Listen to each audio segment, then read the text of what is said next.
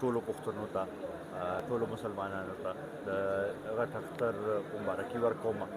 او دا دعا کوم چې الله تعالی دا اختر خیر خیریت سره تیر او د ټولو د خوشحالۍ باعث وګرځي.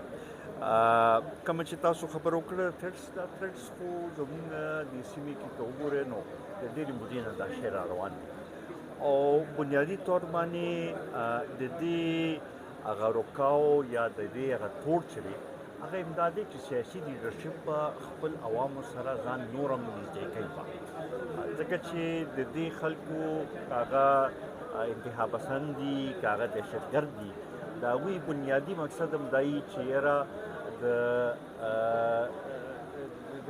لیډرشپ او د عوامو په منځ کې داسې خلا پیدا شي چې هغه خلا هغوی ونیسي او د هغې توړ امدا دی چې څومره زیاته رابطه خلکو سره ساتي خلکو له حوصله ورکوي او دا د قیادت دی وخت ضرورت دی چې هغوی یو داسې کردار ادا کړي چې خلکو له حوصله ورکړی شي او دغې لپاره دا لازمي ده چې که هغه اختر وي که هغه جنازه وي که هغه واده وي څه دغه وي چې په هغې کې مونږ لاړ شو او خپل یو کردار ادا کړو. تاسو وګورئ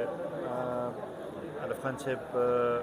دا ستاسو خبره صحیح ده چې ډېر موده وشوه چې دلته کې ترقیاتي کارونه بلکل سټاپ شوي که نور څه نه هغه مینټیننس خو کم از کم چې کېږي چې کوم هغه زاړه تارونه چې هغه خو بدلېږي که نه دا د وابډې ذمواري ده دا د حکومتونو ذمواري ده دا د کوم ایم پي ایز ایم این ایز چې ناست دي دا د هغوی ذمواري ده چې هغوی د دې شي تپوس وکړي خو بدقسمتۍ نه هلته کې داسې خلک راغلي دي چې هغوی وایي چې بس مونږ د صرف دغه یو کس چې په جیل کې دی چې د هغه روباسل راغلي و نور د عوامو کوم مسلې چې دي د علاقې چې کوم مسلې دي هغې طرف ته توجه نشته. بیا ورسره زمونږ دلته کې صوبې حکومت هم بدقسمتۍ نه داسې دغه ته شی لاړ چې حکومت نومي شی ښکاري نه او د هغې د وجې نه که تاسو وګورئ نو محکمې سرکاري افسران هغوی عوامو ته ځان جوابدeh نه ګڼي. دا زموږ د سیاست زموږ د پارلماني سیاست یو بنیادي یو دغه دی چې عوامي نمایندګان چې دی هغوی دا دغه کوي چې د ادارو کې چې کوم سرکاري خلک ناست دي چې هغوی عوامو ته دغه شي جوابدeh شي د هغې لپاره یو کردار ادا کوي. هغه شی ختم شوی دی او د هغې د وجې نه که تاسو ګورئ نو رس رضا د حالات خرابېږي لګیا دي او هغه شانتې د عوامو پذیرایي په سرکاري دفترو کې نه کېږي د هغوی کارونه هم نه کېږي بلکې زه خو به دا ووایم چې کوم طریقې سره سیسټمیټک طریقې سره کرپشن لګیا دی هغه رس پای کې اضافه کېږي لګیا ده او پوسټینګ ټرانسفر په پیسو باندې کېږي اپوینټمنټس په پیسو باندې کېږي ترقیاتي کارونو کې کمیشنونه اخیستل کېږي نو دغه یو سلسله روانه ده او د هغې د وجې نه زموږ صوبه چې ده هغه ډېر وروسته پاتې شوه. مونږ خو خپل هم اختر پسې سمدس یو اګاهي مهم شروع کول لګیو چې هغې کې به د صوبایي حکومت چې کم ناکامۍ دي کم د دوی چې د خلکو د مسلو طرف ته توجه نه ورکوي کم کرپشن کېږي لګیا دي کم دا میګا سکینډلز ووتل د دې به مونږ هر یو ضلع ته ځو او دا خبره به خلکو ته مخامخ ږدو او په دې خبرې به یې پوهیو چې د دې وخت دا ضرورت دی چې سړی راپاسي او خپل د حق تپوس وکړي. دا زیاتې دی بلکل ګوره دا دغه محکمې لپاره هم دا ټیک نه ده ځکه چې هغوی خو ګوره که وګورئ نو د ګیس محکمه بنیادي طور باندې ګیس خرڅوي چې هغوی کنیکشن یې نور ولګي ګیس به خرڅوي نو د هغې به ریکوري ورته کېږي دا دومره پایپ لاینس چې واچولی شي دا دومره خرچه چې پایپونه باندې وشي د هغې ریکوري خو همدې طریقې سره وکېږي نو په کار دا ده خو دا ډېر عجیبه یو سوچ راغلی دی او خاص کر بیا زموږ صوبې کې چې هغې کې د خپل ضرورت نه زیات ګیس پیدا کېږي په کار چې دلته خو دا مسله نه وي هغه صوبې چې کوم یو کې ګیس نشته هغوی ته ګیس پوره میلاویږي او چې کوم ځای کې ګیس پیدا کېږي هغې ته کم دغه کېږي نو دا یو ډېر عجیبه ناانصافي روانه ده. دیکھیں ابھی جو آنے والا وفاقی بجٹ یا صوبائی بجٹ میں تو یہ سمجھتا ہوں کہ مجھے کوئی امید نظر نہیں آ رہی کہ اس میں عوام کو ریلیف دیا جائے گا. چاہیے تو یہ کہ عوام کو ریلیف دیا جائے. میں سمجھتا ہوں کہ اس وقت اگر آپ دیکھیں تو حکومت کی غلط پالیسی کی وجہ سے آرٹیفیشلی ڈالر کے ریٹ کو بھی اوپر رکھا گیا، حالانکہ میں سمجھتا ہوں کہ اس کا اصل ریٹ اس وقت 240 کے لگ بھگ ہے۔ اگر یہ اس پہ آ جائے تو آپ کے قرضے بھی کم ہو جائیں گے اور عوام کو ریلیف بھی اس سے مل جائے گا، کیونکہ اس سے ریلیٹڈ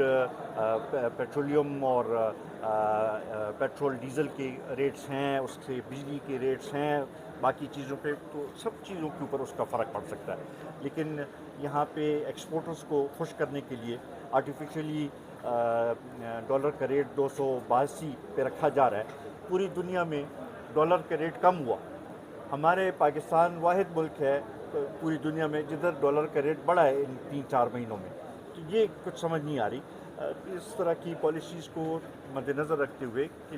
جس میں عوام کے کو ریلیف دیا جائے، اس کی طرف توجہ دینی چاہیے۔ انہوں نے سب کچھ IMF کے ساتھ جوڑ کے رکھا ہوا ہے اور اس سے مسائل حل نہیں ہوں گے۔ میں سمجھتا ہوں کہ ان کو چاہیے کہ ٹھیک ہے IMF کا اگر لون کی اور اس کی ضرورت ہے، لیکن پھر ان کے ساتھ بات بھی کرنی چاہیے کہ بھی لوگوں کو بھی ریلیف ملنا چاہیے، تب جا کے مسائل حل ہوں گے۔ اور اسی طرح مرکزی اور صوبائی حکومتوں کو اپنے اخراجات بھی کم کرنے ہوں گے تاکہ عوام کو ریلیف دیا جا سکے۔ تو اس طرف توجہ دینے کی ضرورت ہے، ابھی تک ہمیں یہ نظر نہیں آ رہا۔ پہلے تو میں آپ کی وساطت سے یہ سوال کرنا چاہتا ہوں کہ جب سے یہ صوبائی حکومت آئی ہے آج تک تو یہ صرف دھرنوں، احتجاجوں اور اسلام آباد کے اوپر چڑھائی کے لیے اجلاس بلاتے تھے، اس کے لیے تو کوششیں کرتے تھے، لیکن صوبائی حقوق کے لیے آج تک آواز نہیں اٹھائی۔ اس سے پہلے کچھ عرصہ پہلے گورنر ہاؤس میں صوبائی حقوق اور NFC ایوارڈ کے حوالے سے ایک آل پارٹیز کانفرنس ہوئی، اس میں انہوں نے بائیکاٹ کیا۔ اب جا کے جب دیکھا ہے کہ جی اب ہر طرف سے پریشر آ رہا ہے، تو جا کے ان کو یاد آیا اور یہ ابھی NFC ایوارڈ کی بات کر رہے ہیں۔ یہ بات تو ان کو پہلے دن سے کرنی چاہیے تھی۔ نیٹ ہیلتھ پروفٹس کی بات ہے، NFC کی بات ہے، اسی طریقے سے ہمارے باقی ایشوز ہیں سینٹر کے ساتھ، جو ہمارے حصے کا پانی دوسرے صوبے استعمال کر رہے ہیں، اس میں اپنا حصہ لینا چاہیے، اس پہ بات کرنی چاہیے۔ لیکن آج تک ہم نے صوبائی حکومت کو اس طرف توجہ نہیں دیکھا کہ انہوں نے اس ایشو کی طرف توجہ دیا ہو۔ اب جا کے ان کو یہ یاد آیا۔ میں تو یہ پوچھنا چاہتا ہوں کہ کیوں یہ تقریباً 2 سال مکمل ہونے کو ہیں، یہ 2 سال آیا یہ ان کی ذمہ داری نہیں تھی؟ ہم ابھی بھی سمجھتے ہیں کہ مرکز کو چاہیے کہ صوبے کو اپنا حق دے، وہ چاہے NFC ایوارڈ میں ہو، وہ چاہے نیٹ ہیلتھ پروفٹس میں ہو، وہ چاہے پانی میں جو ہمارا حصہ بنتا ہے، وہ چاہے جو مرجڈ ایریاز کا جو وعدہ کیا گیا تھا 3% کا، وہ اس کو ملنا چاہیے۔ تو تب جا کے ہمارا صوبہ اپنے پاؤں پہ کھڑا ہوگا اور پھر مسائل حل ہوں گے۔